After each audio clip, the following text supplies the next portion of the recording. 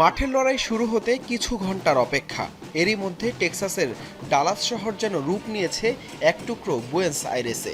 অস্ট্রিয়ার বিপক্ষে ম্যাচের আগে কোলাইড ওয়ারেন পার্কে জড়ো হয়ে উৎসবে মেতেছেন আর্জেন্টাইন ফুটবল সমর্থকরা। শত শত কণ্ঠের গগনবিদারী স্লোগান আর ড্রামের তালের সাথে যেন দুলছিল পুরো পার্ক। আকাশী সাদা জনসমুদ্রের মাঝে জ্বলজ্বল করছিল ডিয়েগো ম্যারাডোনা আর লিওনেল মেসির ছবি।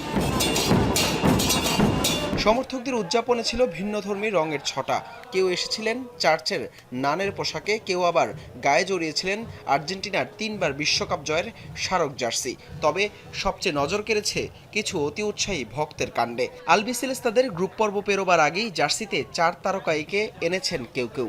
আলজেরিয়ার পর অস্ট্রিয়ার বিপক্ষে ম্যাচেও সহজ জয় প্রত্যাশা করছেন ভক্তরা। আমাদের আশা থাকবে প্রথম ম্যাচের মতো যেন কিছু একটা হয়। আশা করি অন্তত 2-0 গোলে জিতবো আমরা। আর আমাদের মেসি যেন বরাবরের মতোই নিজের সেরা খেলাটা খেলে, কারণ আমরা তাকে ভীষণ ভালোবাসি। বিশ্বকাপের শুরুটা আমাদের বেশ দারুণ হয়েছে, তাই আমরা পুরোপুরি আত্মবিশ্বাসী। এবারও কাপটা আমাদের ঘরেই থাকছে, আমরাই ট্রফি ধরে রাখবো।